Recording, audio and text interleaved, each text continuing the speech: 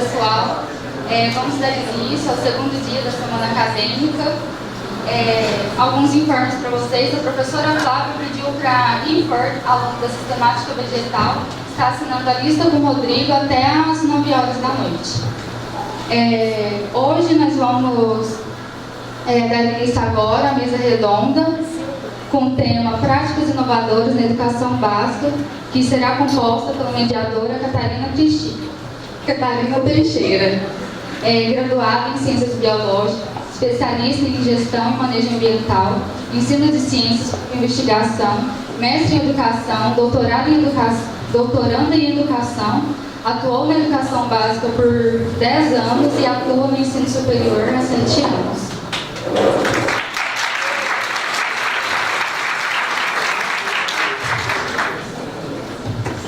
Boa noite. Atuo há 10 anos de educação, 5 na educação básica e 7 no ensino superior. Parece que eu já tenho 50 anos, né? Estou novinha, hein? Eu sempre digo para os meus alunos. Bom, ontem quebraram um pouco o protocolo, então hoje eu vou fazer o mesmo. Antes de apresentar os participantes da mesa, eu quero fazer um agradecimento ao curso de Ciências Biológicas. Agora em dezembro faz 2 anos que eu estou aqui na UFTM, no curso. E eu quero fazer um agradecimento porque eu saio, acredito que no próximo mês, no afastamento. Eu só retorno para lecionar no meio de 2019, né? Então em agosto de 2019. Então vou ficar um tempinho longe. Então muitos de vocês que estão aí não serão meus alunos, né? Não vão passar por essa felicidade ou infelicidade. Espero que seja felicidade. E é um imenso prazer, assim, ter sido recebida aqui. O curso de Ciências Biológicas é maravilhoso. Os alunos, os professores, a equipe é nota 1000. E eu quero dizer assim que eu tenho muito a agradecer aos professores, né? Eu não sou do departamento de biologia, mas me sinto parte dele, pela equipe do Novo Trabalho. Então eu aprendi muito com esses professores e com os meus alunos, no qual eu tenho a oportunidade de aprender todos os dias. Então eu vou, mas eu volto. E espero que muitos de vocês eu possa estar participando aí, que precisarem de mim, podem contar comigo. Vai ser um momentinho aí que não vou estar me afastada, mas eu estou de coração aqui e o que precisarem de mim, não esqueçam de contar comigo. Então, muito obrigada a todos, viu, por esses momentos. E em 2019 eu volto para a gente viver muitos momentos, porque agora a gente não aposenta mais, né? Então, vou ficar aqui eternamente. Bom, então vamos iniciar, né, a mesa redonda Práticas Inovadoras na Educação Básica. Gostaria de convidar Liliane Samira Beccari. Ela é licenciada em Química, licenciada em Pedagogia, mestranda em Educação, né, trabalha como professora de Química na rede pública e privada e também é docente articuladora na área de Ciências da Natureza.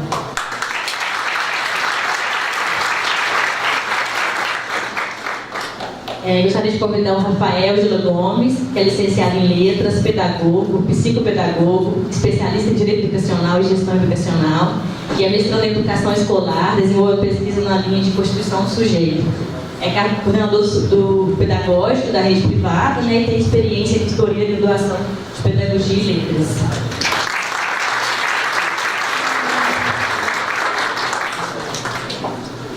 É um imenso prazer recebê-los aqui, né? A Liliana eu já conheço, a gente estuda na Unesp, então a gente se conhece de lá, de congressos, faz alguns trabalhos de parceria, né? O pai eu estou tendo a oportunidade de conhecer hoje.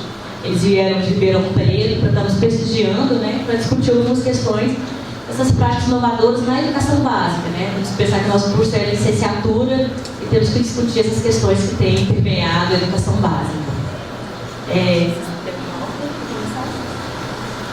Então nós vamos passar a palavra para o Rafael. Obrigada, Rafael, pela presença. Então, boa noite a todos e todas. A gente fica bastante feliz, eu vou ficar em pé, né, para conseguir enxergar ali. A gente fica bastante feliz de poder partilhar algumas experiências, né? Eu estou hoje como coordenador pedagógico, contribuo aí com algumas reflexões com os professores e gosto muito da possibilidade de poder discutir educação básica, e aí a ideia que foi a proposta para nós é discutir práticas inovadoras na educação básica. O que a gente vai trazer aqui, eu acho que são alguns ensaios, né, alguns desenhos de algumas possibilidades que a gente olha para o segmento em que a gente atua. Né? O segmento em que nós nos debruçamos agora é o ensino médio, e eu fiquei bastante contente quando a Lili trouxe a proposta, né, a Catarina, e aí a gente teve contato com outras pessoas, quando a gente tem essa possibilidade de conversar com os licenciandos. Né? Eu acho que, por vezes, a academia nos distancia muito do chão da sala de aula, né? Da onde a gente, por vezes, vai atuar, vai estar mais à frente. Então, a gente já traz uma informação que é muito importante. Talvez vocês vão falar, poxa, mas isso é inovador? Né? O que é inovação?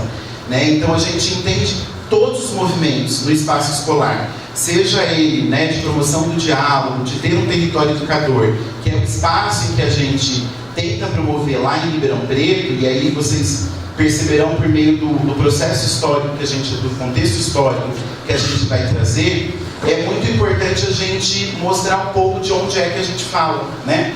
Qual é o óculos que a gente coloca para poder falar, porque senão fica algo meio distante daquilo e da realidade em que nós atuamos. Então, de antemão, agradeço ao Fernando, a Catarina, a Lili, né, que fez essa articulação para que nós estivéssemos aqui hoje à noite. Eu acho que beber dessa fonte, né, dessa apresentação cultural que nós abrimos à noite, eu acho que nos inspira e nos traz a uma dimensão muito além do que é esse processo educativo que a gente vivencia diariamente. Então, a gente já traz de início de onde que nós viemos, né? 313 quilômetros a noroeste da capital do estado, né? A gente tem uma estimativa aí que a gente apresenta do IBGE de 2017, e a gente traz vem de um contexto de uma cidade muito populosa, quase um mini São Paulo, a gente brinca, né? Tem um contexto bastante volumoso. O nosso IDH é um IDH alto, né? Então a gente fala de uma cidade que tem uma característica, um perfil bastante interessante. Os dados que a gente traz é do CIAD, depois se vocês quiserem a gente também pode partilhar a nossa apresentação. A gente trouxe um pouco, né, a Avenida João Fiuza é uma avenida que fica na Zona Sul, onde a gente tem aqueles prédios, né, que vocês já sabem, não sei aqui em Uberaba qual que é a avenida que chama, que é onde tem os prédios mais chiques. Então nós trouxemos também a Avenida João Fiuza, e a gente traz um pouco do Complexo Parque Ribeirão Preto, que é onde que nós atuamos, né? Aonde que nós atuamos, que é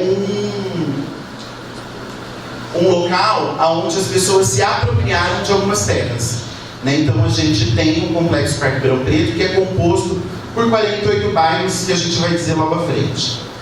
Em Ribeirão Preto a gente tem elevados indicadores de desigualdade social. A gente vai perceber que é uma cidade que tem um IDH elevado, sim, mas a gente também tem um contexto de desigualdade social muito acentuado. A gente tem uma série de apropriações de terra, né, onde as pessoas, por não terem acesso à moradia, elas acabam se apropriando de espaços, como terrenos da prefeitura e de espaços privados, né? Então nós temos esse contexto lá também. O Complexo Parque Ribeirão Preto, a gente trouxe uma fotinha aí, é composto por 48 bairros, né? É o bairro da nossa instituição, que é Jardim Progresso. Ele chamava Sem Terra, né? E depois foi para Sem Teto, e hoje a gente então tem um nome, que é Jardim Progresso, que é uma ocupação, um assentamento, né? Nós estamos num processo aí de regularização fundiária, né? Uma grande ocupação a gente tem aí, e aí tem uma concentração de favelas muito intensa, né? Nós temos uma região, várias regiões de Ribeirão Preto que é composta por esses locais, e a vulnerabilidade, né, do nosso território é bem alta. Vocês entenderão um pouco o centro educacional que nós atuamos, ele atua na educação básica há 3 anos, nós iniciamos em 2015, ficamos em 2016 e estamos em 2017. Mas nós iniciamos nosso atendimento na política de assistência. Eu vou trazer também alguns dados que a gente acredita que é importante.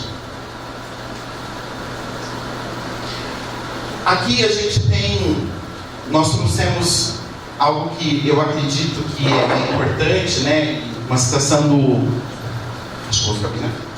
Uma citação do Milton Santos, que é discutir um pouco da beleza do nosso território. Então aqui nós temos 2 educandas, é uma intervenção no território. A gente entende o espaço educativo não só o espaço de sala de aula, né? A gente entende um bairro educador, a gente entende uma cidade educadora, né? Porque faz sentido, eu coloco um indivíduo na sala de aula e depois ele vai para o meio, ele vai para a sociedade e ele não consegue transpor tudo aquilo que a gente discute no âmbito, talvez, da academia, dentro da sala, né, do saber científico, né? E a gente, então, olha para uma outra dimensão. Então, diversas ações, vocês perceberão na fala da Lili, que vai se debruçar um pouquinho mais nas práticas da escola, né, que a gente se propõe, o movimento sempre vai ser de sensibilizar esses sujeitos para esse território. O que esse território demonstra para nós? O que ele traz enquanto elemento facilitador para o desenvolvimento desses sujeitos, né? Essa comunidade ela é composta por diversas pessoas de várias regiões, entre elas o Nordeste. Então o Nordeste está muito presente, né? Nós temos o pessoal de Pernambuco, Natal, várias pessoas que estão com a gente são oriundos desses territórios. Então a gente tem uma gama de possibilidades olhando para isso. E o que a gente percebe, né? Que o território, uma fala do Milton Santos, ele não é apenas o conjunto dos sistemas naturais e de sistemas de coisas superpostas.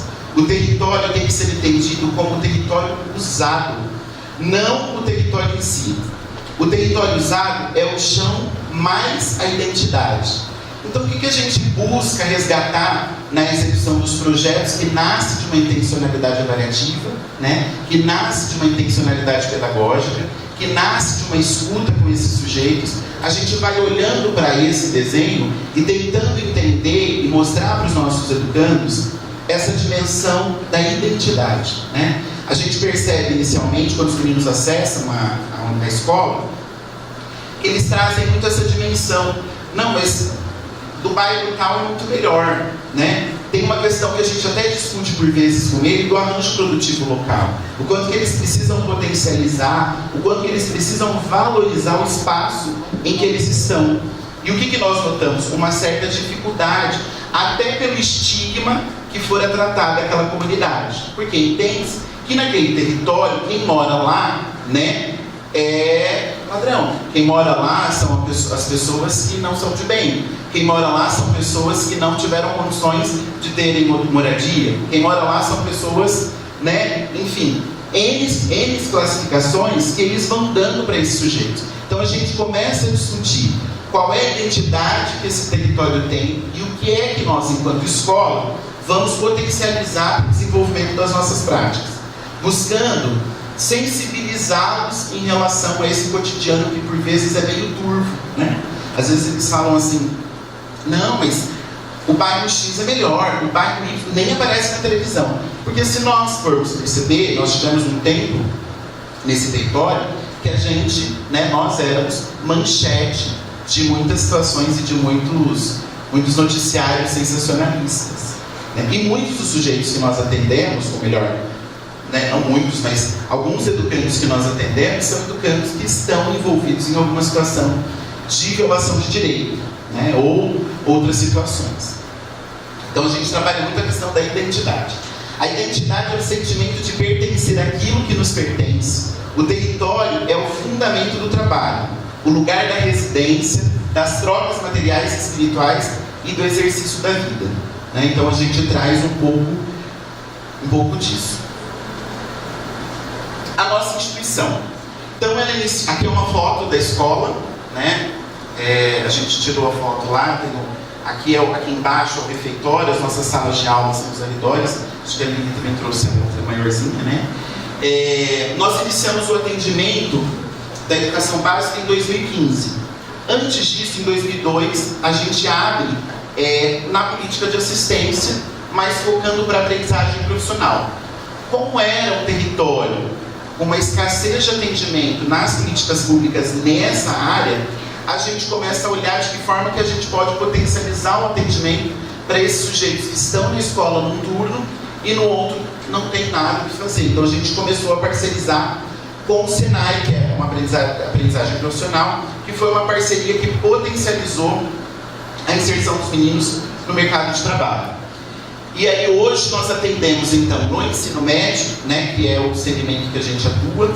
Para 2018 a gente amplia esse atendimento, vai para o Fundamental 2, porque aí a gente vai avaliando nesse intermédio, nesse período todo, o quanto é difícil só trabalhar com essa faixa com esse ciclo, né, que a gente vai percebendo.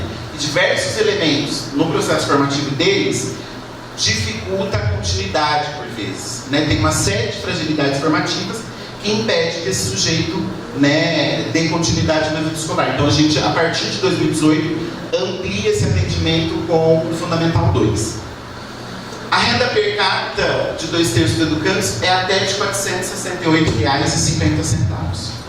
Se a gente for fazer esse cálculo, como é que a gente vive com R$ 468,50? Né? Renda per capita, por cabeça. É um desafio. E aí, falando um pouquinho da intencionalidade pedagógica, a gente, quando começou a pensar a escola, né, a nossa ideia não era sobrepor o atendimento do Estado, não era sobrepor o atendimento do município, não era fazer o que as políticas públicas deveriam fazer. Mas nós começamos a perceber esse movimento de 2002 a 2014 uma certa deficiência no atendimento a esses educandos do segmento do ensino médio. E aí a gente fez um estudo, né? Vamos trabalhar com o MTC, que é o ensino médio técnico concomitante, vamos trabalhar com a educação infantil, vamos trabalhar com o Fundo 2, e a gente foi criando algumas possibilidades. E o que nós identificamos naquele momento? Que aquele território não tinha o atendimento no ensino médio, ou melhor, nós tínhamos, mas somente uma escola atendia esse complexo, que a gente coloca como 42, mas com outros arranjos agora, ele passa a ser 52, né? Mas não validado pela prefeitura, então por isso que a gente manteve o dado. E aí a gente começou a pensar como é que nós, enquanto unidade, podemos potencializar o atendimento dessas políticas, não sobrepondo. Então a gente fez algo meio amigável, né? Nós tivemos várias articulações com a Secretaria Municipal de Educação, com a Secretaria de Estado, né, com a política de assistência, para a gente entender se de fato o que nós estávamos fazendo daria conta de atender esse ensino médio. E pensando em ensino médio, que fosse inovador, né? Essa palavra que às vezes nos assusta, nos incomoda um pouco, que fosse inovador pensando na constituição desse indivíduo. Quem é esse indivíduo que acessa as nossas escolas? Né? Pensar um ensino médio que foge um pouco desse padrão que está dado. Né? E aí a gente começou a fazer o quê? Grupos focais de escuta. Né? A gente abriu para alguns educandos nossos e dessa escola que está no próximo do nosso atendimento, e nós fizemos um grupo focal de 40 educandos. E aí nós perguntávamos para eles: que escola que vocês almejam?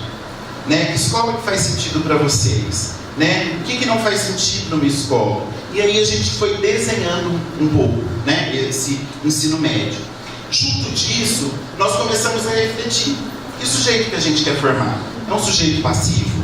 É um sujeito que reflete a sua vida, a sua condição enquanto humano? Que sujeito é esse? E aí a gente foi então desenhando essa proposta que está em construção e que a gente entende que é algo que é para sempre, né? A gente não entende a escola enquanto um espaço estático, né, que não muda. A gente entende o espaço escolar como um espaço em movimento, né? Então a gente está nesse processo.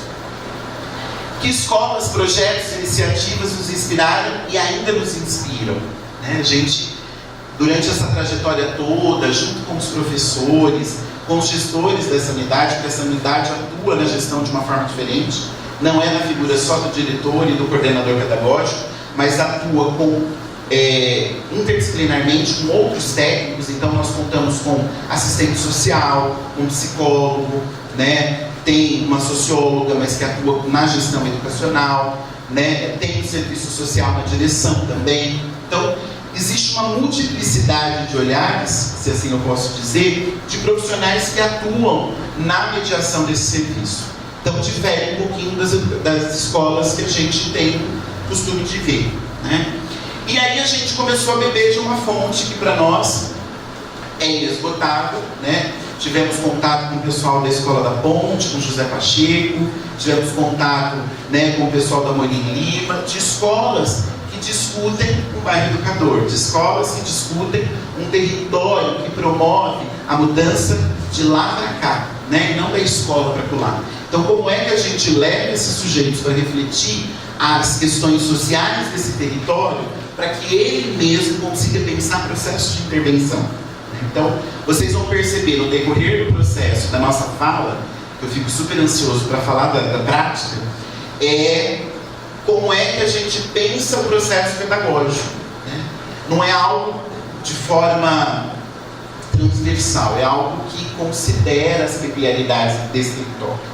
Ah, mas e aí como que ficam os conteúdos? A gente desconsidera tudo e pensa só para proposta inovadora? Não, eu acho que a gente, enquanto escola, tem uma intencionalidade, né? No nosso bojo, na nossa prática, precisa ter uma intencionalidade. Que caminho é que eu vou seguir, né? Não dá para ficar igual a Alice no País das Maravilhas, né? Qualquer caminho serve, lá vou eu e o que der, deu. Não, a gente começa a olhar para essas peculiaridades do território, olha um pouco para essas inspirações. Eu acho que a gente vai discutindo até que sujeito é esse que está com a gente, né? Então, quando a gente pensa o itinerário formativo da equipe de docentes, a gente pensa e traz elementos que quem é esse sujeito? É de uma família monoparental, de uma família nuclear, é de uma família oriunda desse território, não é? Vem de onde, o que ela faz, o que ela não faz, né? Nós temos quantos por cento estão no trabalho informal, quantos não, quantos estão envolvidos em situações de drogadição ou não, né?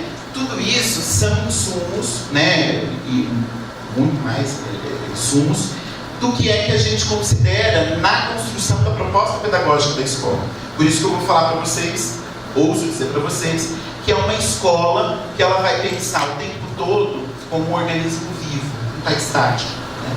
E aí pensando em todo, no próprio CPCD, não sei quem conhece Tião Rocha, a gente também tem algumas discussões e alguns movimentos, né, de grupos de estudo que discutem um pouco esse território educador, mas numa outra perspectiva, considerando o saber do educando, né? O educador, ele passa a ser aquele que trabalha como docente, como diria Paulo Freire, né? O professor, o educador é aquele que aprende, mas aquele também ensina, né? Então tem essa relação freiriana aí que precisa nos encantar, né? Que o pessoal está querendo meio que sumir com o Paulo Freire. Que triste. A configuração do ensino médio, né? O trabalho por áreas do conhecimento e o papel do professor articulador. A gente, quando começamos a desenhar a proposta da escola, a gente olhava um pouco como é que a gente vai fazer a costura desse currículo tão confuso do ensino médio. Será que ele precisa disso tudo? O que é que ele precisa? O que ele não precisa? Como é que a gente considera? Diante de tantas discussões que, enquanto gestão, por vezes, a gente tem que fazer, e alguns embates, né, que a gente precisa ter, porque pensar numa escola em movimento não é tarefa fácil. Deixa eu contar para vocês, que vocês, enquanto licenciandos, daqui a pouco vocês vão falar, poxa, aquilo que ele falou estava muito bem dado, né? Pensar processo pedagógico de ensino-aprendizagem não é tarefa fácil. É muito mais fácil alguém criar um plano, nos entregar e nós executarmos. A proposta pedagógica da escola, ela brota, ela nasce desses sujeitos, da comunidade educativa. Quem é a comunidade educativa? Professor, educando, educador, né, como que a gente chama, dos pais, do parente, do aderente, de toda essa comunidade que contribui na construção dessa proposta. Então não tem algo dado, né? A gente vai precisar ir construindo a várias mãos. E o tempo todo, né, quando a gente vai construindo essas ações, a gente chama essa comunidade para discutir, né? Eu, falando agora, me veio à memória quando a gente teve uma situação na escola de furto dos nossos notebooks, dos alunos, e que nós chamamos a comunidade para dentro, né? Vocês vão ver na parte que a gente vai discutir de assembleias, que a gente faz um movimento de assembleias. Nós chamamos todo mundo para dentro, falamos, olha, nós tínhamos X números de notebooks, e levaram. Todos esses notebooks que levaram, a gente vai precisar refletir como é que a gente vai viver a partir de agora, sem ter esse recurso, né? Que a gente vive de recurso de subvenção, né?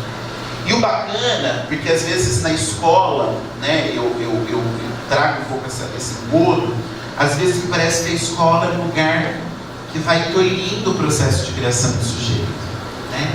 E às vezes a gente acredita que os responsáveis, que os pais, aqueles que estão na ponta, não têm muito o que contribuir, porque nós somos os donos dos saberes, né? Nós estudamos, somos nós que vamos dizer o que é que vai acontecer se acontecer algo. E aí a gente se propõe, gente, quando a gente se propõe a escuta, quando a gente se propõe a pensar uma escola democrática, não é fácil também, porque a gente escuta um monte de coisa que por vezes a gente não quer escutar, mas isso nos traz elementos muito bons, que é de um espaço que discute o processo de ensino-aprendizagem, que é de um espaço que é educador, né? Não é algo que é estanque, né? Não tem alguém que manda e a gente obedece. A gente tenta construir um pouco essa proposta. E aí a gente tem o professor articulador, que é uma pessoa, a Lili articuladora, ela vai ser muito melhor que nós, que é aquela pessoa que vai pensar então como é que esses conteúdos eles transitam, né, nas áreas do conhecimento. Então a gente tem um articulador para a área de ciências da natureza, ciências humanas, linguagens e matemática. Esses docentes, né, que são docentes, são especialistas dessas áreas e discute com os pares algumas questões de projeto, né? Então a gente se lança num desafio que é a metodologia de projetos.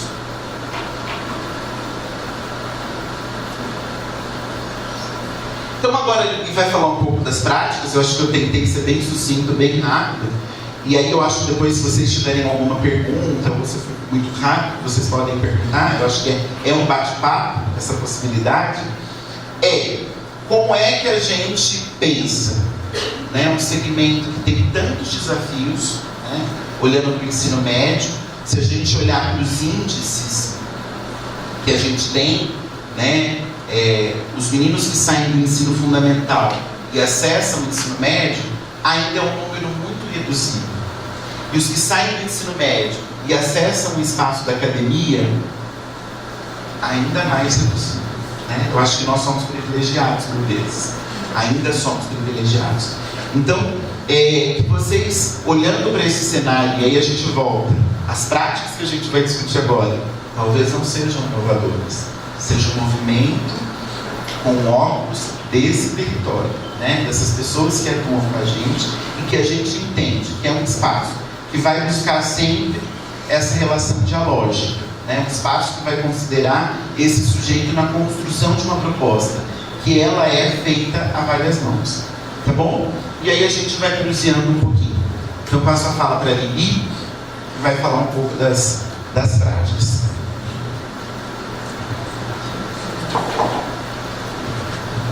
Bom, boa noite.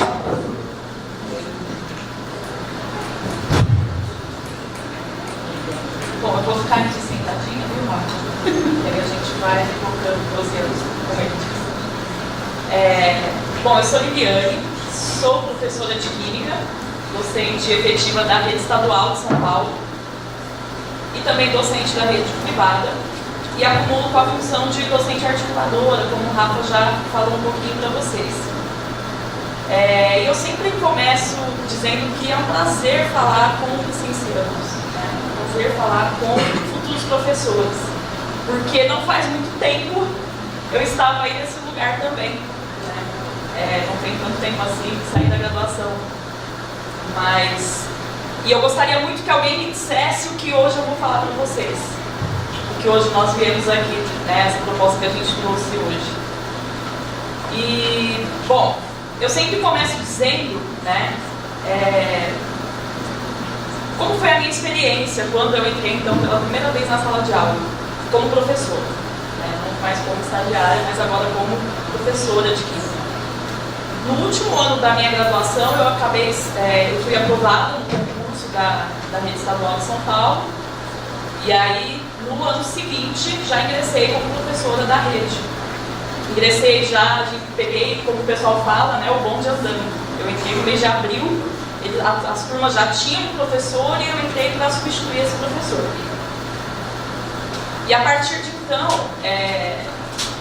foram grandes desafios, porque a primeira semana foi decisiva. Que escola era aquela? Que turmas eram aquelas? Que gestão era aquela? Né? Que espaço era aquele? Que bairro era aquele? Que território era aquele? E eu percebi que eu não tinha todas essas respostas, e até hoje a gente não tem todas essas respostas, a gente busca as respostas o tempo todo. Mas eu percebi logo de cara uma coisa: se eu não conseguir entender o que é que está acontecendo nesse espaço, provavelmente eu vou desistir. E isso tem acontecido bastante na nossa profissão. Muitos dos professores que ingressaram junto comigo, na época, já exoneraram. E foram fazer uma segunda graduação, foram procurar alguma outra coisa para fazer, mas não querem mais ser professores. Então foi onde eu decidi, né? Durante a graduação eu queria muito fazer o mestrado em Química, e aí conversando com alguns colegas eu decidi mudar. Eu decidi ir para a área da educação. E o Rafa me influenciou bastante nessa escolha também, porque eu queria justamente entender o que era aquilo ali. Que processo era aquele que eu estava vivenciando enquanto professor. E aí então comecei a minha busca, né? E tive a sorte de conseguir entrar então nessa instituição. Conheci o Rafa, conheci pessoas que pensam a educação com esse outro óculos, com esse outro olhar. E a partir de então eu falo que eu passei a me formar educadora, e não só professora, né? John Rocha diz que o professor ensina, o educador aprende. Então eu hoje digo que sou educadora, né? Ensino e aprendo. Aprendo o tempo todo, ensino às vezes. Mas enfim, a princípio, a gente iniciou essa proposta de ensino médio na instituição. Nós fomos lá os primeiros docentes da instituição, eu e mais 12, né? Fomos os primeiros a entrar nesse projeto, que para nós também era bastante diferente de tudo que a gente tinha vivenciado. A maior parte dos professores também eram oriundos da rede pública, então tinham uma experiência bastante parecida com a minha. E aí a gente encontra essa proposta, né, que era algo novo para nós. Então, e ela foi construída conosco, com os professores que ali estavam, com os educandos que ali estavam, com o território que está lá, por meio de diversas ações de formação e de muito diálogo, para a gente entender exatamente o que era aquela proposta. Porque a princípio parece que quando a gente sai da graduação e a gente vai para a sala de aula, está tudo pronto.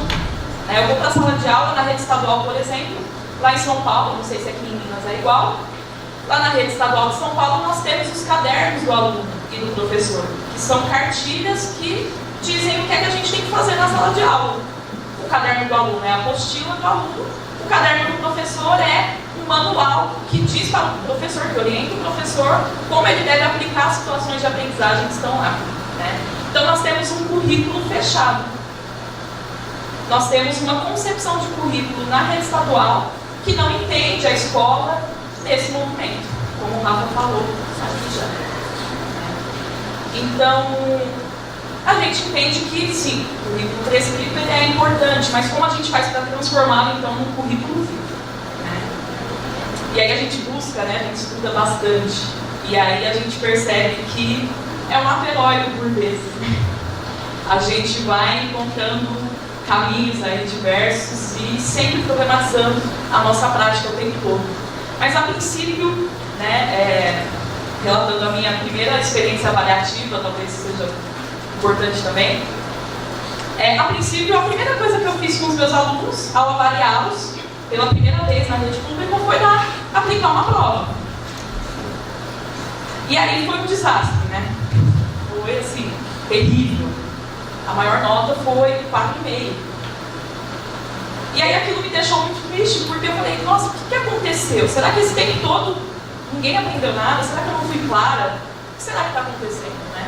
Como será que esses alunos aprendem? Por que eu tive 0 e 4,5? Esse que tirou 4,5, tirou quanto antes? Da onde ele partiu? Onde que ele está agora? E aí a gente começa a refletir, então, sobre essas questões que são inerentes ao nosso trabalho em sala de aula e que nos pegam o tempo todo, né? A avaliação é uma coisa que a gente ainda discute muito, né? E a gente entende que a gente nunca vai parar de discutir isso também. É um tema que talvez nunca se esgote. Enfim, e aí a gente procurou então nessas experiências que nos inspiraram, como era então a concepção de avaliação, como era a concepção de estratégias de ensinagem. E aí a gente tem que incorporar algumas coisas no nosso dia a dia, na nossa prática, né? A nossa proposta é uma proposta que não é difícil de ser aplicada em qualquer lugar. Tá? Vocês vão ver aqui pelas práticas que a gente relata que o principal fator é o engajamento da equipe. O engajamento da equipe e trazer os educandos para discutir as propostas com a gente. Isso é muito importante, né? Uma vez eu me lembro na escola pública, esse ano ainda, eu participei de uma reunião em que o pessoal estava lá numa reunião de ATPC. A ATPC é a reunião semanal que a gente tem, né? Módulo 2 aqui. O ATPC, então, é um encontro semanal que nós temos de 2 horas semanais, em que nós nos reunimos, os professores, a equipe da coordenação e a equipe de gestão da escola, os diretores da escola. E aí, num desses ATPCs, a diretora trouxe que os alunos daquela escola não gostavam daquela escola. E aí, pediu para nós pensarmos em estratégias para que eles gostassem da escola, né? E aí eu levantei a mão e disse, será que a gente poderia ouvi-los, então? O que é que eles têm a dizer?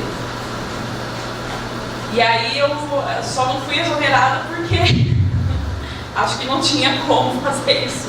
Mas assim, o grupo todo foi contra. Imagina, eu ouvi aluno, o que é isso? O que o aluno entende do processo de aprendizagem, né, do processo de ensino? Então a gente percebe que, por vezes, falta, né, um pouco desse engajamento, um pouco dessa busca por esse conhecimento, né? O professor ele precisa estar estudando, estar em formação o tempo todo, né? Eu acho isso bastante relevante para a nossa profissão, né? A gente não para de ser formado o tempo todo, enquanto professores. E aí, pensando então nessas práticas, né? Eu trouxe para vocês aqui alguns exemplos de práticas que a gente tem exercido lá no nosso espaço, na nossa instituição. Abro também o espaço para o Rafa e trocando junto comigo aqui, porque tem algumas, a gente trouxe de modo geral de todas as áreas do conhecimento, não é só da minha disciplina ou só da minha área, né? Então o Rafa vai me ajudar, vai tocar comigo aqui nessa parte também, falando um pouquinho sobre as práticas. Uma das práticas que a gente acha bastante importante, tem incorporado muito nos nossos processos, são os chamados grupos de tutoria dos educandos. E aí, nos grupos de tutoria, o que a gente percebe, né? A gente percebe que uma sala de aula, e a gente gosta bastante disso, né? Ela é sempre bastante heterogênea. Então, nós temos educandos que aprendem de diferentes formas, né? Temos alguns que já conseguiram acessar um certo conhecimento, outros que ainda estão precisando de, talvez, alguma coisa para acessar aquele conhecimento, né? E aí os grupos de tutoria, eles funcionam da seguinte forma. De repente, trabalhando um conteúdo qualquer da disciplina, a gente propõe, então, que alguns educandos sejam tutores de pequenos grupos ali de 4, no máximo 5 educandos, né? Esses educandos tutores são aqueles que já conseguiram acessar o conhecimento com maior aprofundamento do que aqueles que fazem parte do grupo. E aí esse tutor, ele atua no esclarecimento de dúvidas daquele grupo a respeito de um determinado conteúdo, né? Ele atua ali no desenvolvimento de alguns exercícios, de alguma atividade que utilize daquele conteúdo que eles aprenderam, né? E o tutor, para ele aprende muito mais nesse movimento também. É uma possibilidade de aprofundamento durante esse movimento aí da tutoria, né? Importante nessa estratégia é que os tutores não são sempre os mesmos.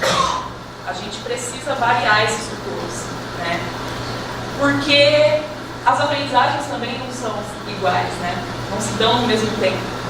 A gente tem aí diferentes afinidades também. Eu na química percebo bastante isso, quando eu tenho que trabalhar, por exemplo, né? Vou falar uma coisa da química, mas cálculo estequiométrico envolve bastante matemática. Então a gente tem alguns educandos que vão muito bem nesse conteúdo, tem outros que não.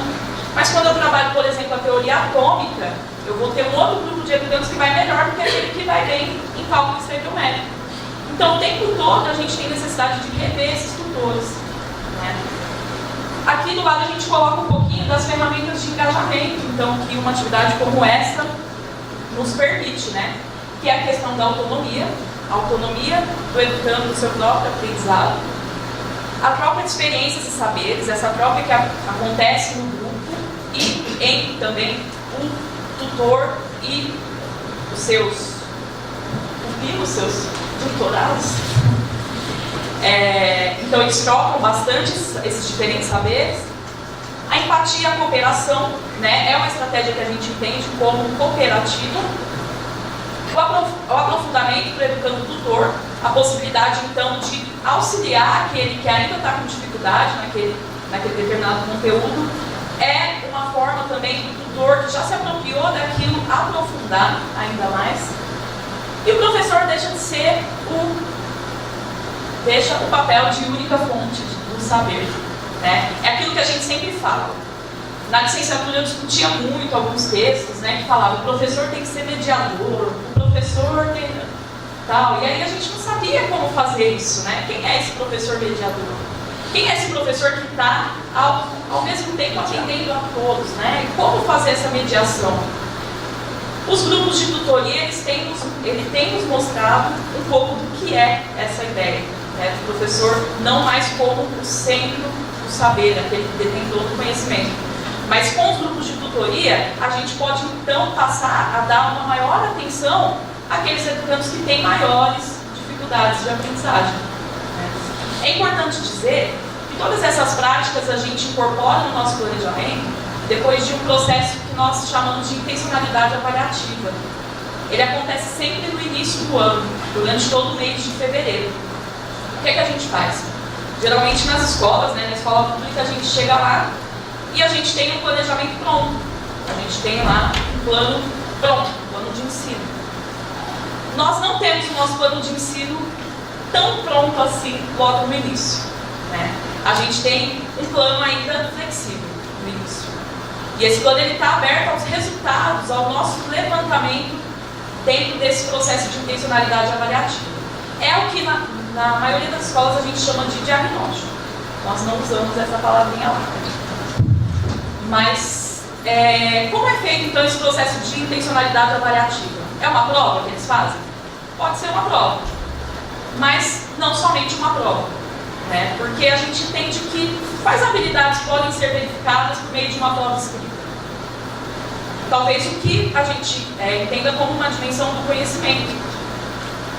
Mas e outras habilidades? Que outras habilidades a gente pode avaliar por meio de um processo de intencionalidade avaliativa, então?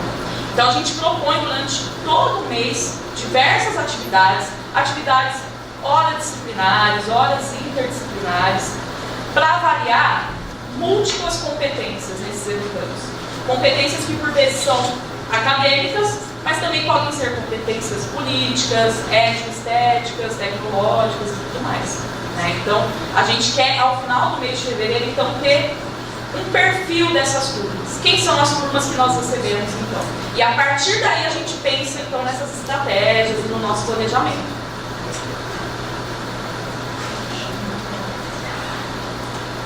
Os roteiros de aprendizagem, né? Os roteiros de aprendizagem é algo que a gente tem discutido e tem incorporado muito nas nossas práticas, que é uma ferramenta de autonomia, né?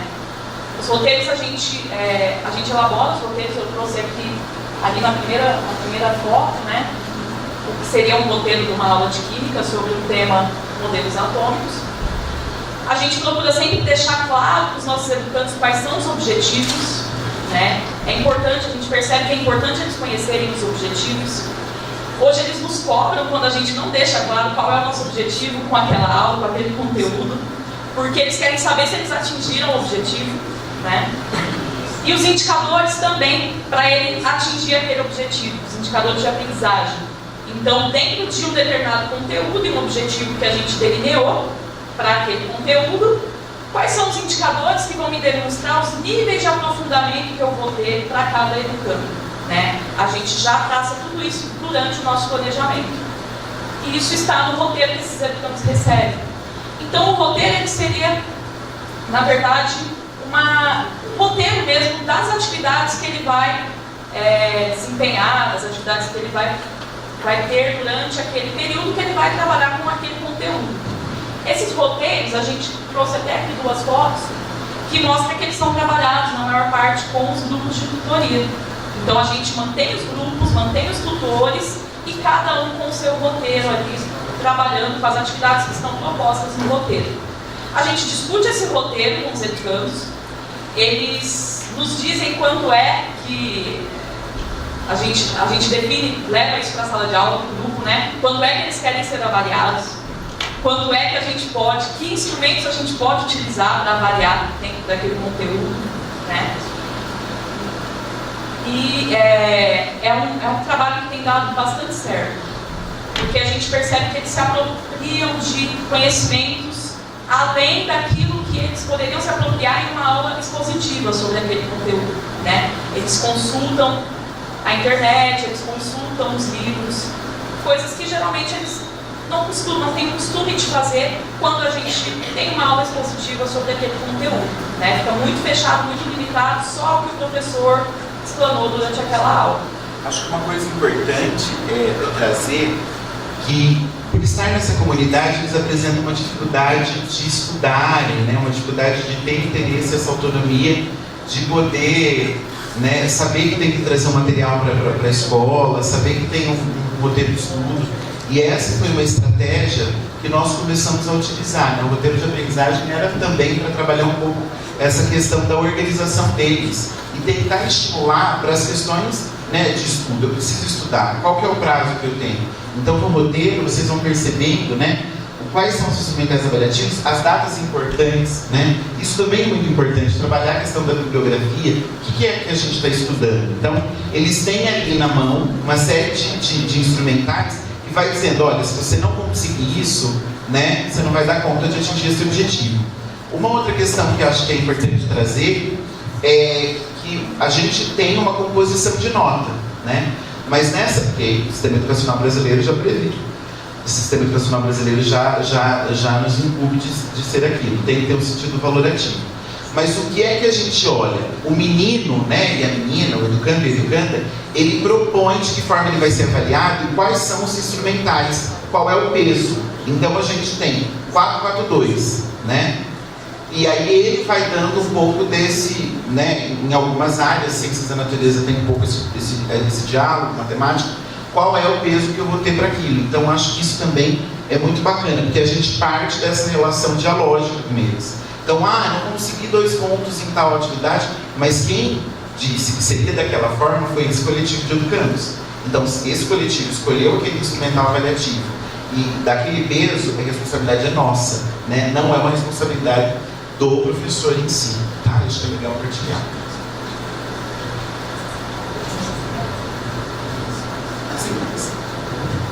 As assembleias é um movimento bem interessante que a gente começou desde o atendimento da assistência, né, que a gente trabalhava, né, e trabalha com os meninos do serviço de convivência e fortalecimento de vínculo, e a gente começou esse movimento com o pessoal da educação básica no ensino médio. Então a gente tinha muito desafio, né, às vezes o educando trazer uma dificuldade de dialogar com o professor em relação à metodologia. Porque o professor, né, foi grosso, porque teve isso, porque teve aquilo, né? Até questões que a gente achava importante era discutir o pedaço. Os educandos traziam muito assim, nossa, esse bolo tijolo, né? Eles ganhavam um pedaço de bolo que era muito grande. Não porque era duro, mas era porque era grande. E aí, todas essas coisas nós fomos descobrindo nas assembleias. Nós fazemos, né, a roda, né, e chamamos ele para compor, né, o que é que está legal, o que não está legal, e a gente faz uma pauta, constrói uma pauta e vai trazendo alguns elementos, né. Então aqui a gente trouxe uma foto de um movimento de assembleia, que é quando eles trazem a problemática, mas eles também vão trazer alguns encaminhamentos. O que é que eu vou fazer para encaminhar? Né? Eu vou conseguir, né, essa ação que eu estou prevendo, para essa questão que eu coloquei, dou conta. Né? Eu lembro que eles falavam assim, mas o bolo não pode dividir em 4 pedaços, né? Mas só vai ser o bolo e o suco, não vai ter outro. Pensando no menino do ensino médio, como que a gente vai fazer? E aí, engraçado, eles falaram, não, e se for um bolo e uma fruta e um suco? Né? E aí eles vão propondo essa dimensão das assembleias, e tem outros movimentos, né? A gente já discutiu com eles, metodologia do docente. Porque ele entendia que a metodologia do docente não era coerente. Como é que a gente fortalece esse grupo de educandos para trazer para o educador que aquela metodologia não está atingindo? Né? E aí a gente parte de um diálogo com o docente. A gente desenha com, não para. Né? Acho que é importante trazer. A escola vai sempre garantir, né? A gente vai trazer um pouco dos conselhos de classe, né? Quando a gente começa o movimento de escuta com eles, e aí às vezes a gente fica meio ardido, né? Porque eles trazem umas coisas que a gente fica meio assustados, mas como é que a gente faz a mediação disso? Né? Eu posso falar tudo, né? Como é que eu falo? E que eu cuido um pouco dessa dimensão do que eu pontuo, porque isso pode estar personificado, né? Então a gente traz um pouco disso. E trabalha a questão da argumentação. Então o menino tem que ter argumento, ele vai para uma assembleia. Se ele não tiver argumento, né, ele está no fogo cruzado. Porque, então é essa situação, qual que é o argumento que eu tenho para a gente poder resolver? Tá? Bom, a discussão dos instrumentais avaliativos é uma ferramenta que a gente tem utilizado também com todas as turmas, com todos os nossos educandos, que é essa questão da participação deles na construção da própria nota. Já que nós temos então que atribuir uma nota ao final do trimestre letivo, então por que não torná-los corresponsáveis do processo avaliativo? Né? Então, ao início de cada trimestre, a gente para discutir instrumentais avaliativos. Como é que vocês querem ser avaliados? E aí eles escolhem esses instrumentais. Tem sala que escolhe a prova escrita. Todas as salas, por incrível que pareça, escolhem a prova escrita. Mas eles não dão um peso muito grande para ela, na nota. Né? Eles falam assim, professora, a prova pode valer 3 na nota final? Pode. O grupo está deliberando? Ok. Então a prova vale 3. E aí eles vão incorporando esses diferentes instrumentais e atribuindo pesos para esses diferentes instrumentais e então tornando-se corresponsáveis desse processo. Né? A avaliação a gente entende como um processo, não só como um momento de encerramento do trimestre para atribuir uma nota. Ela é diagnóstica, formativa, somativa o tempo todo. E aí, eu vou, por conta do tempo, né? Eu vou passar bem rapidamente aqui também um pouquinho dos projetos que a gente tem desenvolvido lá no espaço. O Rafa já trouxe que a gente trabalha com a metodologia de projetos. Esse é um projeto que foi publicado agora, esse mês, agora no mês de outubro, num e-book, né, da Porvir, que é o documentário Progresso. É um projeto da área de Ciências Humanas, no qual eles estão... Um dos objetivos desse projeto é justamente resgatar um pouco da história daquele território no qual nós estamos inseridos. Então, as aulas de história acontecem no território. E, a partir disso, eles estão, então, construindo um documentário sobre aquele território no qual nós estamos inseridos. Né? E esse relato, ele foi um dos finalistas do prêmio do Desafio de Área de Inovações do Porvir. Né? Talvez alguns conheçam, a gente está bastante conhecido hoje na área da educação também, eles têm algumas iniciativas aí. Então isso aqui é um pouquinho da publicação, saiu no e-book, né? O relato do docente falando um pouquinho sobre esse projeto, sobre como eles construíram esse documentário. O projeto Soletrando, que é um projeto no qual somente aqueles educandos que a gente identifica uma grande defasagem na leitura e na escrita participam. Né? E aí, eles atuam com o docente pesquisando sobre temas que eles tenham interesse, temas variados que eles tenham interesse. Ali, eles trabalham o tempo todo com produções textuais, jogos interativos, outras atividades lúdicas. E ali a gente tem foto do jornal e do livro coletivo que eles produziram na última turma do Soletrando.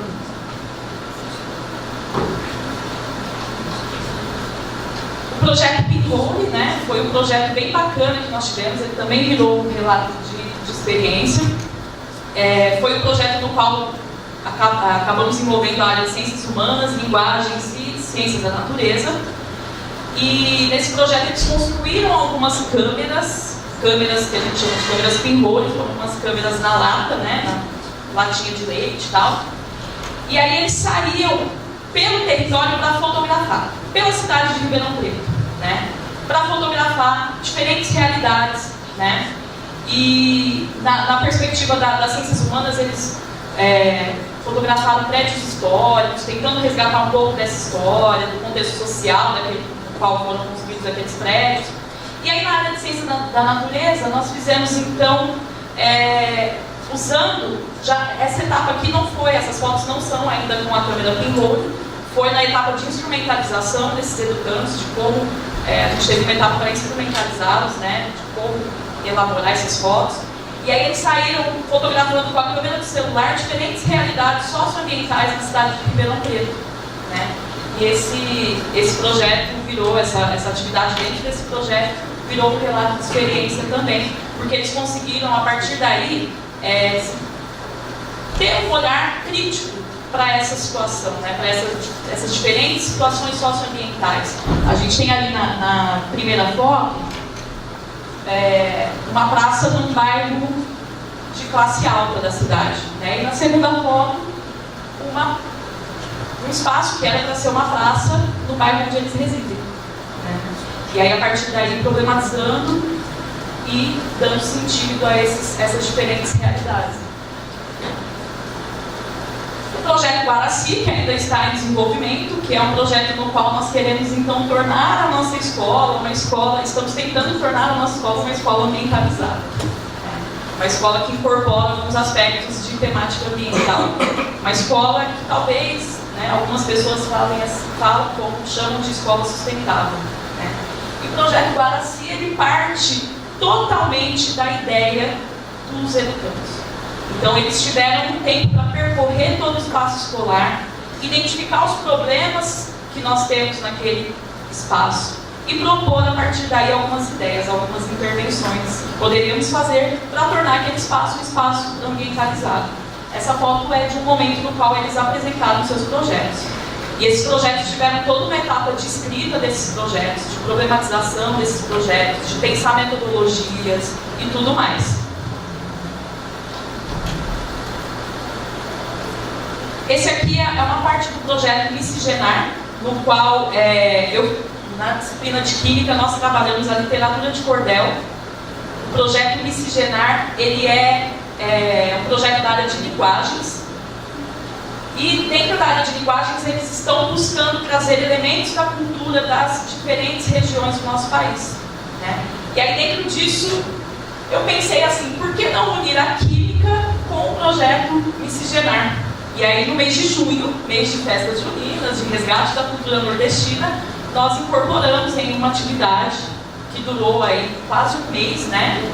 Na etapa de instrumentalização, deles conhecerem os elementos do cordel, até a preparação dos textos, né? Eles produziram cordéis sobre tabela periódica, né? Esse trabalho também foi publicado recentemente.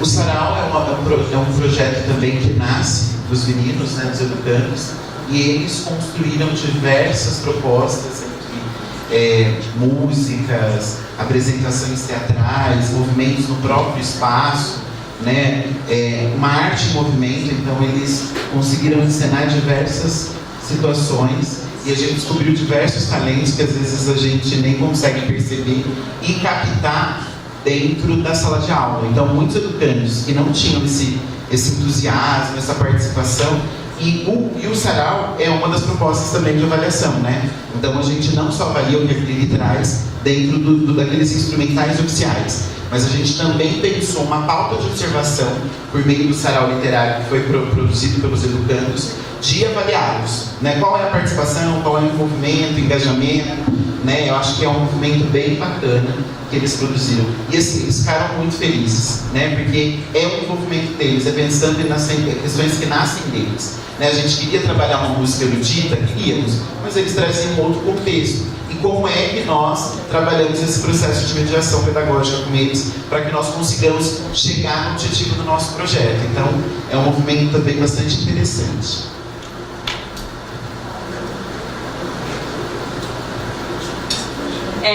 E o projeto Ubuntu é um projeto que nós estamos agora, né, na terceira edição do projeto Ubuntu. Ele já acontece há 2 anos, na verdade, é o terceiro ano que vai acontecer, que é um projeto que busca valorizar a diversidade religiosa do nosso país, né? E os educandos, eles se envolvem muito nesse projeto. É um projeto que já tem uma identidade bem marcada ali com a nossa instituição. No projeto Ubuntu, os educandos, eles pesquisam sobre essa questão da diversidade religiosa, sobre as diferentes religiões que nós temos, e ao final eles produzem apresentações. Eles fazem na forma de um evento acadêmico mesmo, pôsteres, né? E aí eles vão discutindo, por exemplo, a gente teve xamanismo, teve a Umbanda, teve o pessoal, os católicos, os evangélicos, né? Então eles olham para isso e eles trazem essas discussões para a roda. E eles abrem o evento com algumas discussões daquilo que eles pesquisaram. E depois a gente, então, tem os representantes aqui embaixo, né, dessas religiões, e aí tem pastor, né, tem pastor que compõe a mesa, padre, né, tem outras pessoas que compõem, e a gente começa a discutir. Então, por exemplo, aqui o guia, né, tem o guia no centro da roda para discutir algumas questões. Então, como que é isso na história das religiões, que é um pouco do que a gente idealiza, né, não de ser um espaço proselitista que discute aquela religião e pronto. Nós somos uma instituição católica, isso é importante dizer, né? E aí a gente traz então esse projeto, a gente tem esse ano, continua com o projeto, para a gente poder discutir outras religiões. Né? Para isso tudo, eu acho que a gente não vai ficar, né? Eu acho que, eu estava falando aqui com a Catarina, eu acho que talvez nós tivesse que discutir mais os projetos, né? Porque o nosso tempo assim, é muito rapidinho. Mas para isso tudo, a gente precisa de ter, né, reuniões formativas, a gente precisa garantir, né, espaços de discussão, quem são esses sujeitos, quais são as dificuldades de aprendizagem que eles trazem. Então, o nosso conselho de classe, a gente parte olhando para isso, né? Ele tem um caráter formativo, reflexivo. A ideia não é ficar discutindo, ai, fulano, olha, ele não se comporta, olha, ele não se dá bem, olha, ele é antipático. Não, nós não vamos olhar para essa dimensão nesse momento. Nesse momento, nós vamos olhar para a aprendizagem. O que é que ele deu um ponto, o que ele não deu ponto. E aí a gente se reúne por áreas, né? E aí a gente tem 3 perguntas disparadoras que a gente colocou aqui, e a gente começa a entender, será que as estratégias que nós propomos estão dando conta dos sujeitos? Trabalhar com esses projetos dão conta das necessidades dos sujeitos? Se não, quais são as estratégias que a gente vai ter para o trimestre vindouro? Então, acho que a ideia, ela parte um pouco dessas questões. Quais são as possibilidades? Eu tenho clareza do que o meu educando não aprendeu na minha disciplina? Porque às vezes tem professor que não tem clareza do que o menino não aprendeu. E aí ele está dizendo que o menino não é bom, mas tem uma questão de uma relação dialética que precisa estabelecer, tanto com o educando quanto com o educador. Né? E a gente vai, então, olhar de novo para a docência. O que é que ele aprendeu, o que é que ele não aprendeu nessa relação dialógica. Tá? Então, acho que a gente traz, né, dessas estratégias também nascem dos educandos. A gente sabe que com a turma A não vai funcionar algumas coisas, roda, não vai dar semicírculo. Com a turma B já vai rolar, né? E esse vai ser a aula expositiva, com aquele outro não. Então acho que um pouco desse desenho aqui nasce um pouco dessas discussões, desses diálogos que a gente vai construindo coletivamente. Tá bom? Bom, é excelente, né? São várias coisas a gente poder pensar, discutir aqui na universidade, né, no curso de licenciatura. É até muito triste, porque a gente tem um tempo a cumprir, até estourou, porque a gente tem aí, como eu falei, tem outra palestra depois, então a gente tem que tentar aqui conciliar. Mas eu já estava encerrando, eu ficava deixando mais uns minutinhos, porque eu acredito que contribua muito para o nosso curso, né? E algumas coisas são muito importantes para pensarmos. E aí me remete, quando você fala de experiência, da minha experiência. Quando eu também concluí a graduação, eu fui para uma escola, eu fui trabalhar no centro educativo, que é um local onde estão adolescentes infratores, é uma reformulada da FEBEM. Imagina, né? Acabei de formar e a primeira experiência é esse espaço. E aí, como se trabalha, né? Com situações completamente diferentes daquela no qual eu iniciei na graduação. Então a gente tem que pensar nessas estruturas, o que as escolas oferecem, é a questão do próprio pertencimento. Por que eu vou trabalhar nesse espaço? Que espaço é esse? Os alunos são esses no qual eu estou trabalhando. Que família é essa? Que comunidade é essa na qual essa escola pertence? Porque não é tão simples eu criar várias metodologias aqui na universidade e aí não saber chegar lá e aí. Tão simples assim, eu criei aqui, vou aplicar lá? Não, eu tenho que conhecer aquele espaço. Saber que é possível trabalhar? Como trabalhar? O que eu tenho que fazer diferente, né? Então a gente tem que pensar nessas diversidades que a gente vai encontrar aí. E aí, pensando nessas práticas inovadoras, né, os grupos, roteiros de aprendizagem, assembleias, discussão de instrumentos avaliativos, nós podemos pensar aí nos trabalhos que são desenvolvidos nas disciplinas de ensino dele, os trabalhos desenvolvidos nos estágios e nos trabalhos desenvolvidos no PIBIT. Os trabalhos são esses. Podemos pensar diferentes dos trabalhos que nós estamos desenvolvendo. Acho que isso é muito interessante, né? Trazer um relato de experiência de práticas inovadoras de uma escola, né, que não está aqui no nosso contexto, e pensar quais dessas práticas podemos pensar. Tanto contar deles como exemplo e outras que podemos criar, né? Afinal, a nossa escola não é a mesma escola que a deles. Né? Então, a escola que eu estou, o que é possível criar? Porque talvez a gente está vendo imagens de situações que nós não teremos nas escolas que nós vamos. Então, o que é possível criar nesse espaço, né? Então, acho que a gente tem que pensar muito isso. Que espaço é esse e o que eu posso fazer com aquilo que eu aprendi na graduação? Então, tá, criei uma metodologia. Como trabalhar isso nesse ambiente no qual eu estou? O que eu posso modificar isso? Acho que a gente tem que fazer muito isso todo momento que a gente puder, aqui dentro ainda do PIBIT de estágio, quando sairmos de pensar nessas metodologias. Que acho que isso é muito válido, né? Uma contribuição imensa que eles trouxeram para nós. E aí a gente abre alguns minutinhos para perguntas, né? Se tiverem perguntas para o Rafa Oliveira, sou íntimo, né? E aí eu gostaria de abrir rapidamente aí, porque a gente tem outra palestra, abrir para vocês para a gente estar para algumas perguntinhas. Então vou abrir para o Galego e eu vou deixar vocês dois perguntarem e depois a gente responde espontaneamente, tá? Um comentário rápido e uma pergunta para os dois. Eu e o Fernando estava conversando aqui sobre essa questão das práticas inovadoras. Né? Eu acho que na instância do PIBIT, infelizmente na biologia, vários, né, são bolsas do PIBIT. O próprio programa, o próprio formato do programa possibilita que práticas inovadoras emerjam. Né? Aí dentro da universidade, o que acaba acontecendo, eu acho que as disciplinas de ensino delas acabam tendo uma visão muito reducionista do que é prática inovadora. Os estágios também. E as disciplinas que não são de caráter ensino dele, elas sequer pensam sobre isso. E quando você está formando um professor, às vezes ele trabalha com conteúdos específicos, né? Por exemplo, o professor de biologia ele vai trabalhar com conteúdos de biologia.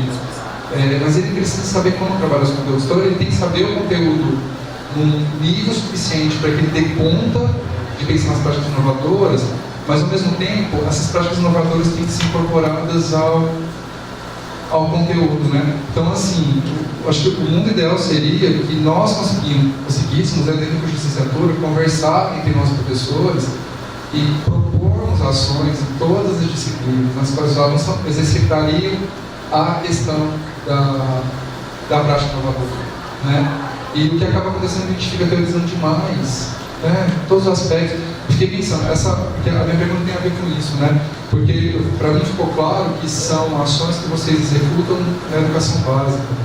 Mas será que seria funcional, né, fazer isso nas disciplinas, os cursos superiores, pensando nessa visão tão tradicional? Então, uma coisa para pensar, eu estava pensando no Fernando, a gente pede prova para o aluno, né? E a gente não faz exercício de prática de escrita. o aluno faz a prova. Mas qual tipo de exercício de prática de escrita o aluno faz ao longo da disciplina para que ele consiga efetivamente fazer uma prova? Então, talvez o mais correto seria que o aluno fizesse uma única prova de todo o conteúdo da disciplina, que ao longo da disciplina fossem desenvolvidas diferentes práticas de escrita, né? Por exemplo, mas qual que é a nossa visão? Primeira coisa, possibilidade de prova, que o peso é 80% da nota, e não existe um exercício de escrita sobre aquele conteúdo. E a gente sabe, nós, nas nossas linhas de pesquisa, a gente tem que desenvolver técnicas de escrita que são adequadas à genética, à ecologia, à imunologia, ao ensino dele. Porque a escrita não é igual, pessoal. Se eu vou escrever um trabalho de botânica, eu uso certos artifícios na escrita. Se eu vou escrever um artigo de evolução, eu uso certos artifícios na escrita. Se eu vou escrever um artigo de ecologia, eu uso outros artifícios, né? Então, assim, isso é uma prática inovadora, talvez. E já que são disciplinas do curso de licenciatura, além desse exercício da prática de escrita, por que não se pensar situações de sala de aula, fora das EDPs? Eu estou pensando em científicos evolutivos, por exemplo, ou de evolução, ou de imunologia, ou de ecologia de sustentabilidade, por exemplo, no qual o aluno é colocado. E aí eu pensando nesse sistema de experiência de cursos superiores que formam professores, que tem essa perspectiva não nas disciplinas de ensino dele, e não nos estágios, mas as demais disciplinas que compõem o currículo. Bom, queria agradecer, acho que foi muito rico o que vocês trouxeram aqui. Eu gostaria de fazer uma pergunta bem simples, assim. Se vocês dessem um exemplo como funciona o tutoria, eu achei muito interessante, né? Trouxesse algum exemplo, assim, e como que isso contribui aí para o processo de aprendizagem, ensino-aprendizagem dentro da experiência de vocês.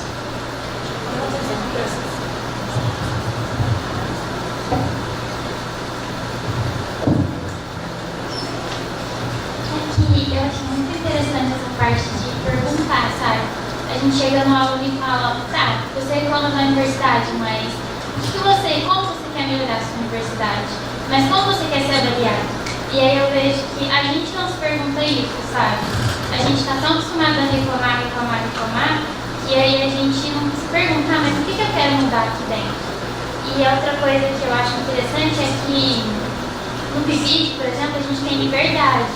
Mas quando a gente vai conversar com os professores ou com o diretor das escolas e fala, vamos tentar mudar isso, vamos tentar mudar aquilo. Eles falam, mas eu tenho 6 salas para dar aula só de manhã, 6 à tarde, eu tenho tanto de prova. Como que eu vou conseguir avaliar cada aluno se tem 40 alunos na sala? Como que eu vou saber diferenciar um do outro? Eu vejo que eles têm muita resistência, sabe? E eu acho que isso é uma dificuldade. Eu queria saber o que vocês pensam disso, sabe? De o que a gente pode fazer, nós que estamos saindo da universidade, para tentar mudar essa cabeça deles, porque eu sinto que a gente já está sendo bem formado, que as pedagógicas elas falam isso pra gente, mas para tentar mudar os que já são formados. Eu acho que tem uma...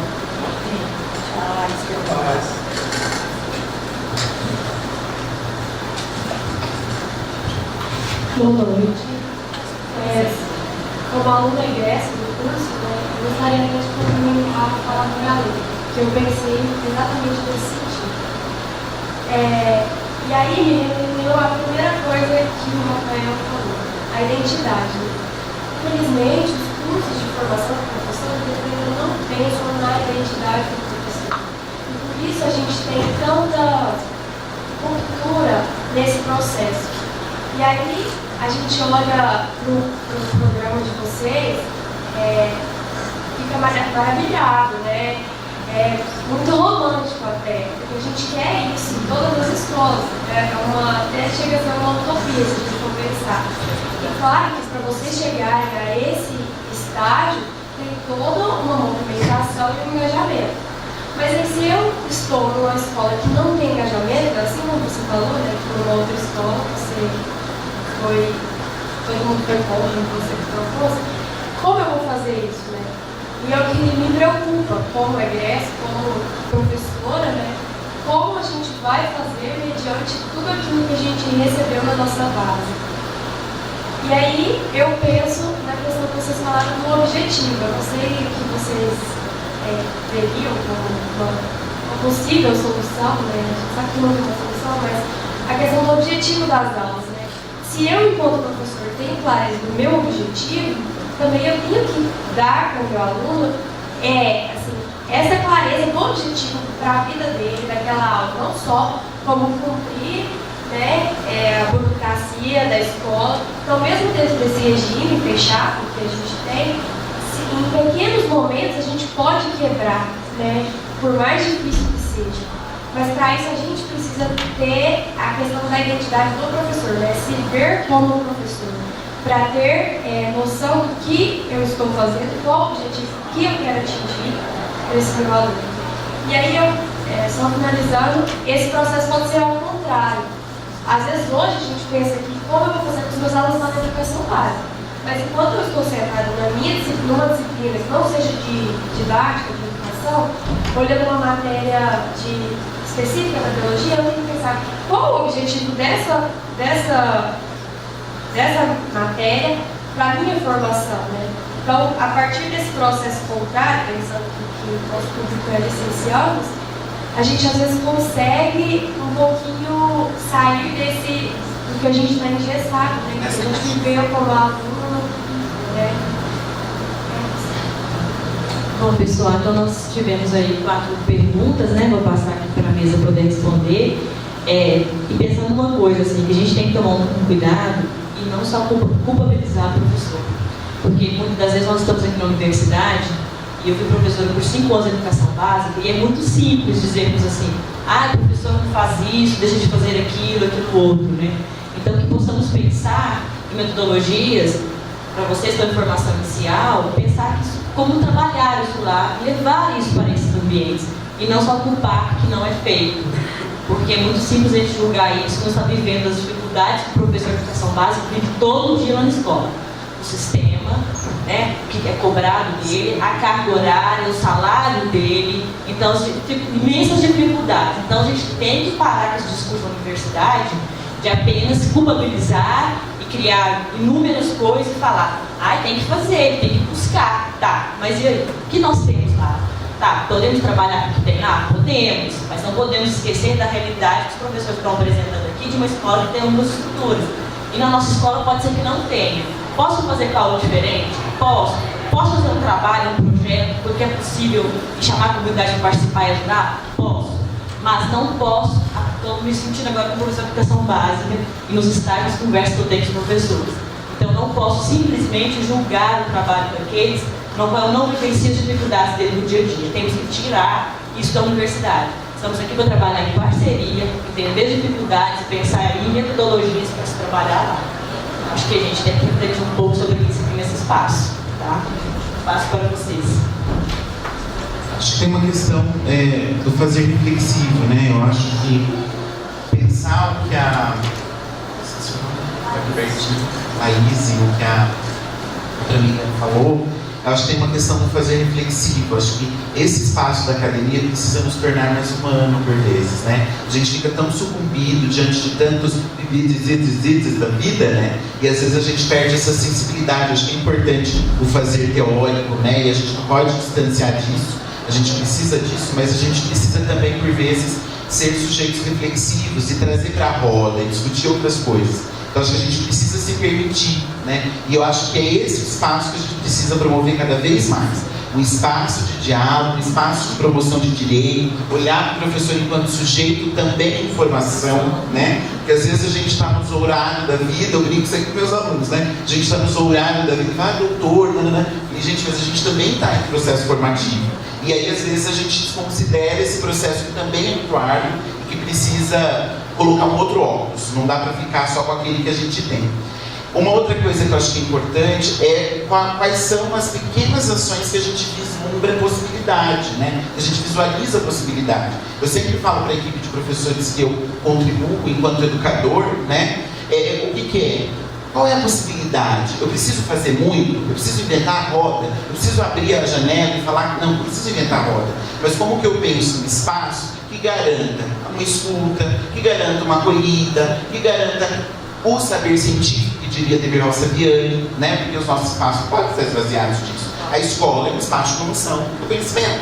Não dá pra gente vir aqui movimentar e falar, olha, foi arte. Não, preciso saber quem são esses artistas, de onde que eles são oriundos, quais são a dimensão epistemológica daquilo, né? Eu acho que isso também é importante. O movimento da graduação, né, a gente não tem experiências assim, apesar que no grupo a gente percebe alguns movimentos, existem estudos de casos, discussões que eu acompanho mais do GES, que eu faço parte, são grupos de estudo, e eu percebo o movimento de uma metodologia ativa, né, e que a gente vai trabalhando pelo movimento da PBL, né, a gente olha para uma outra dimensão, traz algumas discussões para a roda, une essa comunidade de alunos, e depois a gente vem discutir, mas olhando para o professor numa outra figura, numa figura de alguém que traz insumos, mas que também por vezes não tem talvez aquele arcabouço teórico e a gente precisa contar com outras referências. Tá? Então, é um movimento que acontece numa das nossas instituições que a gente tem, né? Não aqui em Ribeirão Preto, não em Ribeirão Preto, mas eu me naturalizei de Minas, mas a gente tem um movimento em Curitiba, que é um movimento bastante interessante. Agora você vai dizer, são todos os professores que aderem à proposta? Não, porque às vezes eu quero ser o professor GLS, né? Giz, lousa e saliva. E não é ruim, gente. Não é verdade? Ser professor GLS não é ruim, né? Giz, lousa e saliva. Isso não podemos achar que isso também não é uma inovação. Isso também é uma inovação, né? A gente tem que considerar, tá bom?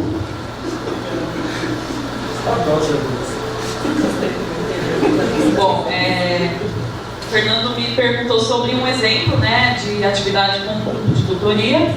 Recentemente eu tive uma atividade que eles fizeram em grupo de tutoria, que foi uma atividade no qual a gente coletou amostras de gasolina de postos de combustíveis ali do bairro, e eles foram determinar o teor de etanol naquelas amostras, né? E aí é uma prática muito simples, mistura a gasolina com água e cloreto de sódio, né? Depois ele fica um novo volume. Mas tinha uma situação no roteiro de aprendizagem que eles já tinham recebido há algumas semanas, que pedia para que eles calculassem o teor de álcool ao final. E aí a gente tem um número considerável de educandos que têm dificuldade em realizar esses cálculos. Mas temos também um número de educandos que não têm mais essa dificuldade. Então, naquele dia, para essa atividade, eu mudei os tutores, né? Eu estava trabalhando com alguns tutores naquela turma. Naquele dia, eu trouxe para a tutoria aqueles educandos que tinham mais facilidade com o raciocínio lógico matemático. Eles é que tomaram a frente das tutorias naquela atividade. E aí, eles ficaram incumbidos de, então, resolver aquele problema ali, né? Qual era o teor? Tá, a gente fez a prática, achamos um novo volume de gasolina, achamos um volume de álcool, mas e agora? O que a gente faz para determinar o teor do álcool? Que cálculo é que a gente vai fazer? É uma regra de 3 simples, mas que não é tão simples assim, né? Por vezes, na graduação, muitas vezes a gente ainda tem, né, alguns desafios com relação a esses conteúdos matemáticos do ensino médio e do ensino fundamental também. Mas, a partir daí, os tutores atuaram na resolução desse problema, né, determinar o teor de etanol naquelas amostras de gasolina. E aí, os educandos, eu percebi uma apropriação maior deles, porque depois eles tiveram que apresentar os seus resultados para a sala, e a gente discutiu esses resultados. E aí não foram os tutores que apresentaram esses resultados. E aí a gente tinha educando que fala que tem medo da matemática, apresentando a forma como calculou o teor de álcool na gasolina. Então, a gente percebe, eles trazem mesmo, eles relatam que por vezes é difícil acessar o professor que está lá na frente, falando para a turma toda, mas que um colega ali do lado, explicando, às vezes clareia, né? Então, tem sido bastante rico essa estratégia por conta desses momentos, né? Onde o braço do professor não alcança, o tutor está lá. E aí, foi mencionado também um pouquinho da resistência do professor a essas mudanças, né? Então, eu trabalho numa escola pública, um grupo de professores que, na escola que eu estou atuando atualmente, são professores que já estão próximos aí da aposentadoria. Professores que atuaram em outros contextos, né, atuaram na educação, atuaram como professores em outros contextos históricos, sociopolíticos, econômicos, né, e que tem uma visão de educação, né, tem uma concepção de educação. Mas temos também um grupinho de novos professores que estão chegando e que querem fazer esse movimento, né, querem começar essa corrente. Então a gente faz. O que é que a gente faz? A gente faz o que dá para fazer. Dentro da sala de aula, o que é possível fazer com aquela estrutura, com aqueles alunos e com aquele grupo que nós temos. É isso que a gente tem pensado, é isso que a gente tem se debruçado por vezes, né? E a gente tenta fazer, porque a gente já sabe o que é que não dá para fazer. O que não dá para fazer é continuar sofrendo na sala de aula, achando que a gente tem que trabalhar só a apostila o tempo todo, só o dispositivo o tempo todo, achando que aquele menino que a gente nem sabe de onde vem, por vezes, que a gente nem procura conversar, não procura entender aquele contexto, achando que ele vai aprender porque ele acha que tem que aprender ou porque você impõe isso para ele, que ele precisa estudar aquilo que está na apostila previsto para aquela data, né? Então a gente sabe que isso não dá certo. Então a gente busca o que é que pode dar certo.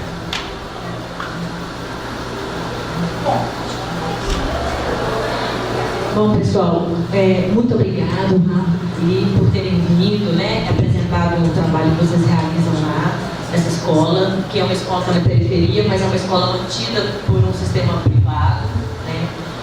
Mas é muito interessante a gente pensar nesses trabalhos para poder levar para as escolas públicas. É possível, tem coisas que não há necessidade de estrutura, de questão financeira. Acho que o professor pensar um pouco sobre isso, mas a gente pode discutir isso no nosso curso de licenciatura, que é muito interessante. Eu agradeço imensamente. E a gente precisaria de várias horas para discutir. Espero que vocês possam vir novamente, né? Estar discutindo com a gente, nas disciplinas, em outro momento aqui de discussão, foi muito válido. Bom, nós passamos da hora, né? Já para ter começado já outra palestra, então eu vou pedir que antigamente a gente tinha 10 minutinhos de coffee break para a palestra começar às 9h10, porque já era para ter começado há 10 minutos. Tá bom? Muito obrigada, gente.